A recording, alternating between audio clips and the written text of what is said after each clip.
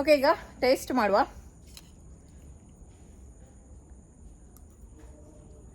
Just ನೀವು check ಮಾಡ್ಬೋದು, ಬಿಸಿ ಉಂಟೀಗ ನೋಡಿ, ತುಂಬ ಚೆನ್ನಾಗಿ ಬೆಂದಿದೆ. ಕಡಲೆ ಮಸಾಲ ರೆಡಿಯಾಗಿದೆ. ಇದಕ್ಕೆ ನಾನು ಬೆಳ್ಳುಳ್ಳಿ, ಈರುಳ್ಳಿ ಯಾವುದನ್ನು ಕೂಡ ಹಾಕಲಿಲ್ಲ. ಯಾವ ರೀತಿ ಬಂದಿದೆ ಅಂತ ಕಡಲೆ ಮಸಾಲ ಟೆಕ್ಸ್ಚರ್ ನೋಡಿ, ಇದರದ್ದು ತುಂಬಾ ಚೆನ್ನಾಗಿ ಬಂದಿದೆ. ಮಸಾಲ ಎಲ್ಲ ಕಡಲೆ ಜೊತೆ ಕರೆಕ್ಟಾಗಿ ಅಂಟ್ಕೊಂಡು ನಿಂತಿದೆ ನೋಡಿ. ಈಗ ಇದಕ್ಕೆ ನೋಡಿ, ನಾನು ರುಬ್ಬಿರುವಂಥ ಕಡಲೆಯನ್ನು ಹಾಕ್ತಾ ಇದ್ದೀನಿ. ಈ ಥರ ತರಿಯಾಗಿ ರುಬ್ಬಿದ್ದೀನಿ. ಹೀಗೆ ಒಮ್ಮೆ ಮಾಡಿ ನೋಡಿ, ತುಂಬ ಒಳ್ಳೆಯದಾಗ್ತದೆ ಕಡಲೆ. ಹಾಯ್ ಎಲ್ಲರಿಗೂ, ಇವತ್ತು ನಾನು ಹೊಸ ರೀತಿಯಲ್ಲಿ ಕಡಲೆ ಮಸಾಲವನ್ನು ಮಾಡ್ತಾ ಇದ್ದೀನಿ. ಇದಕ್ಕೆ ನಾನು ಈರುಳ್ಳಿ, ಬೆಳ್ಳುಳ್ಳಿ ಇದು ಯಾವುದನ್ನು ಕೂಡ ಹಾಕೋದಿಲ್ಲ. ಹಾಗಾಗಿ ಇದನ್ನು ಉಪವಾಸದಲ್ಲಿ ಇರುವವರು, ವ್ರತದಲ್ಲಿ ಇರುವವರು ಕೂಡ ತಿನ್ಬೋದು. ಹಾಗಾದರೆ ಇದನ್ನು ಯಾವ ರೀತಿ ಮಾಡೋದು ಅಂತ ನೋಡುವ. ಅದಕ್ಕಿಂತ ಮುಂಚೆ ನನ್ನ ರೆಸಿಪೀಸ್ ಎಲ್ಲ ನಿಮಗೆ ಇಷ್ಟ ಆಗ್ತಾ ಇದ್ರೆ ವಿಡಿಯೋಗೊಂದು ಲೈಕ್ ಕೊಡಿ. ಹಾಗೆ ವಿಡಿಯೋನ ಫ್ರೆಂಡ್ಸ್ ಜೊತೆ, ಫ್ಯಾಮಿಲಿ ಜೊತೆ ಎಲ್ಲ ಶೇರ್ ಮಾಡಿ. ಚಾನಲನ್ನು ಫಸ್ಟ್ ಟೈಮ್ ನೋಡ್ತಾ ಇಲ್ಲದೆ ಪ್ಲೀಸ್ ಸಬ್ಸ್ಕ್ರೈಬ್ ಮಾಡಿ, ನನಗೆ ಸಪೋರ್ಟ್ ಮಾಡಿ. ಓಕೆ, ಕಡಲೆ ಮಸಾಲ ಮಾಡಲಿಕ್ಕೆ ಇಲ್ಲಿ ನಾನು 1 ಕಪ್ ಕಡಲೆಯನ್ನು ನೆನೆಸಿಟ್ಟಿದ್ದೀನಿ. ಇದನ್ನು ನಾನು 7 ಗಂಟೆ ನೆನೆಸಿಟ್ಟಿದ್ದೀನಿ, ಅಥವಾ ರಾತ್ರಿ ನೀವು ನೆನೆ ಹಾಕಿ ಬೆಳಿಗ್ಗೆ ಕೂಡ ಯೂಸ್ ಮಾಡ್ಬೋದು. 6 ರಿಂದ 7 ಗಂಟೆ ನೆನೆಸಿದ್ರೆ ಸಾಕಾಗ್ತದೆ. ಓಕೆ, ಮೊದಲಿಗೆ ಇದನ್ನು ಬೇಯಿಸ್ಲಿಕ್ಕೆ ಇಡುವ ಕುಕ್ಕರಲ್ಲಿ. ಕುಕ್ಕರ್ಗೆ ಹಾಕ್ತಾ ಇದ್ದೀನಿ. ಈಗ ಇದು ಮುಳುಗುವಷ್ಟು ನೀರು ಹಾಕಿದರೆ ಆಯಿತು.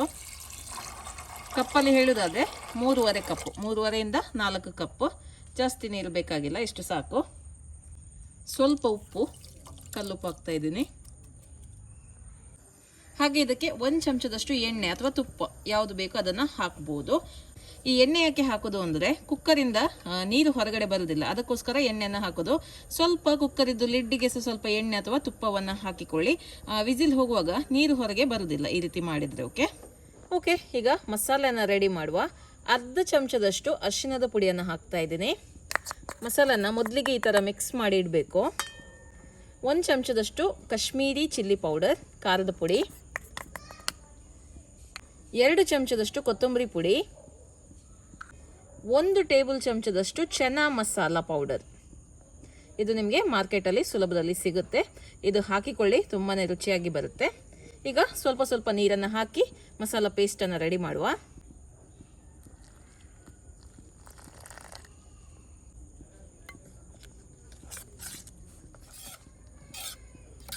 ಓಕೆ ನೋಡಿ, ಚೆನ್ನಾಗಿ ಮಿಕ್ಸ್ ಮಾಡಿದ್ದೀನಿ.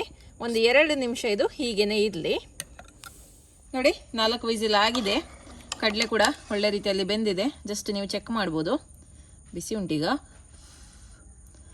ನೋಡಿ, ತುಂಬ ಚೆನ್ನಾಗಿ ಬೆಂದಿದೆ. ಈಗ ಇದರಲ್ಲಿ ಸ್ವಲ್ಪ ಕಡಲೆಯನ್ನು ನಾನು ತೆಗೆದು ಸಪ್ರೇಟಾಗಿ ಇಡ್ತಾ ಇದ್ದೀನಿ.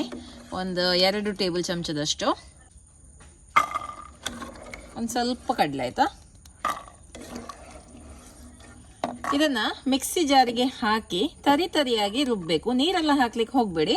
ಓಕೆ, ಸ್ವಲ್ಪ ಕಡಲೆ ಈ ರೀತಿ ಮಾಡೋದ್ರಿಂದ ತುಂಬ ಟೇಸ್ಟಿಯಾಗಿ ಬರುತ್ತೆ ಕಡಲೆ ಮಸಾಲ. ಓಕೆ, ಇದನ್ನು ಸಪ್ರೇಟಾಗಿ ಮಿಕ್ಸಿ ಜಾರಿಗೆ ಹಾಕಿ ನೀರು ಹಾಕದೆ ತರಿಯಾಗಿ ರುಬ್ಬಿ ರೆಡಿ ಮಾಡಿ ಇಡುವ. ಈಗ ಕಡಲೆ ಮಸಾಲ ಮಾಡುವ. 1 ಟೇಬಲ್ ಚಮಚದಷ್ಟು ತೆಂಗಿನ ಎಣ್ಣೆ ಹಾಕ್ತಾ ಇದ್ದೀನಿ. ನೀವು ಬೇಕಿದ್ರೆ ತುಪ್ಪವನ್ನು ಕೂಡ ಹಾಕ್ಬೋದು. 1 ಚಮಚ ಜೀರಿಗೆ, ಹಾಗೆ ರೆಡಿ ಮಾಡ್ಕೊಂಡಿರುವಂಥ ಮಸಾಲ ಪೇಸ್ಟ್.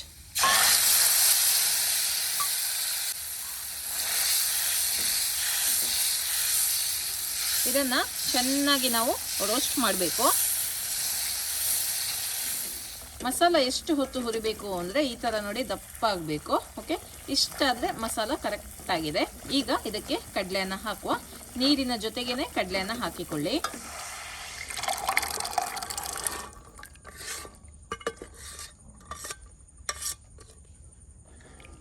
ಓಕೆ, ಇದು ಹೀಗೇನೆ ಬೇಯಲಿ.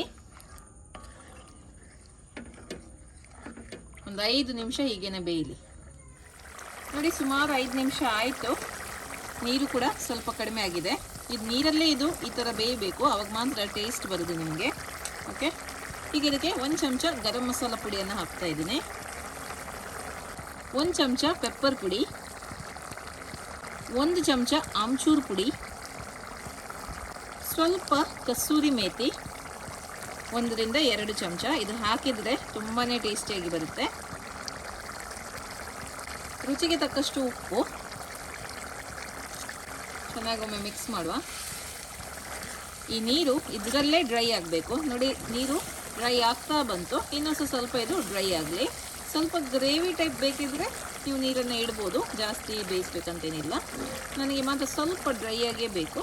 ಈಗ ಇದಕ್ಕೆ ನೋಡಿ ನಾನು ರುಬ್ಬಿರುವಂಥ ಕಡಲೆಯನ್ನು ಹಾಕ್ತಾ ಇದ್ದೀನಿ. ಈ ಥರ ತರಿಯಾಗಿ ರುಬ್ಬಿದ್ದೀನಿ. ಹೀಗೆ ಒಮ್ಮೆ ಮಾಡಿ ನೋಡಿ, ತುಂಬ ಒಳ್ಳೆಯದಾಗ್ತದೆ ಕಡಲೆ. ಮಿಕ್ಸ್ ಮಾಡುವ. ನೋಡಿ ಎಷ್ಟು ಬೇಗ ನೀರು ಡ್ರೈ ಆಯಿತು ಅಂತ ಹೇಳಿ. ನಾನು ಈ ರೆಸಿಪಿಗೆ ಈರುಳ್ಳಿ, ಬೆಳ್ಳುಳ್ಳಿ ಅದು ಯಾವುದನ್ನು ಹಾಕಲಿಲ್ಲ.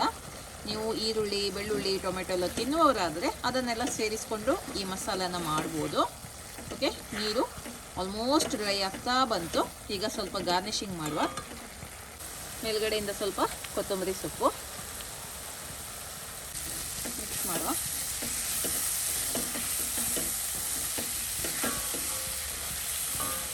ಹಾಗೆ ನೋಡಿ, ಇಲ್ಲಿ ಹಸಿ ಮೆಣಸಿನ್ಕಾಯನ್ನ ಈ ಥರ ಸ್ಲಿಟ್ ಮಾಡಿ ಹಾಕ್ತಾ ಇದ್ದೀನಿ, ಜಸ್ಟ್ ಗಾರ್ನಿಷಿಂಗ್ಗೋಸ್ಕರ. ನಿಮ್ಗೆ ಇಷ್ಟ ಇದ್ದರೆ ಹಾಕಿಕೊಳ್ಳಿ. ನೋಡಿ ಈ ಥರ.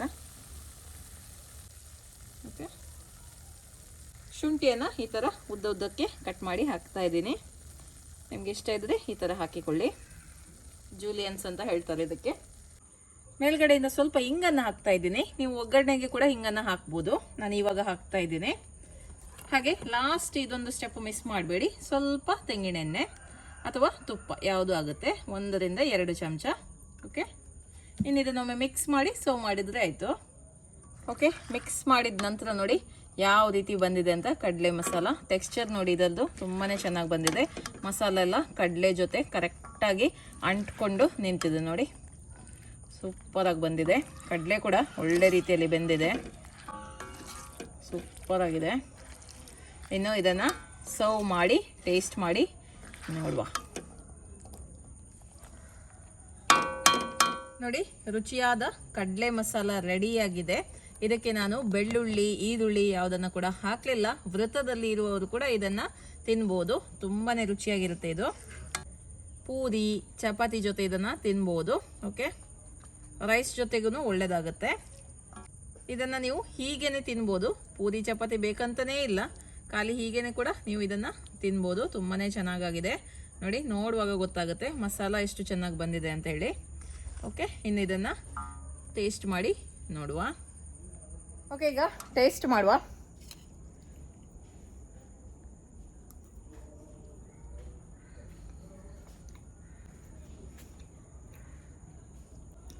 ಕಡಲೆ ಅಂತೂ ತುಂಬ ಚೆನ್ನಾಗಿ ಬೆಂದಿದೆ. ಮತ್ತು ಒಂಥರ ಚಟ್ಪಟ ಅಂತ ಹೇಳ್ತಾರೆ ನೋಡಿ, ಆ ಥರ ಇದೆ. ಆ ಆಮ್ಚೂರ್ ಪೌಡರ್ ಹಾಕಿ, ಚನ್ನ ಮಸಾಲ ಹಾಕಿ ತುಂಬಾ ಚೆನ್ನಾಗಿ ಬಂದಿದೆ. ತುಂಬ ಸಿಂಪಲ್ ರೆಸಿಪಿ, ಆದರೆ ಕೂಡ ತುಂಬ ಟೇಸ್ಟಿಯಾಗಿ ನಾವು ಇದನ್ನು ಮಾಡ್ಬೋದು. ಓಕೆ, ನೀವು ಕೂಡ ಈ ರೀತಿ ಕಡಲೆ ಮಸಾಲವನ್ನು ಟ್ರೈ ಮಾಡಿ ನಿಮ್ಮ ಅಭಿಪ್ರಾಯವನ್ನು ನನಗೆ ತಿಳಿಸಿ. ಓಕೆ, ಬಾಯ್.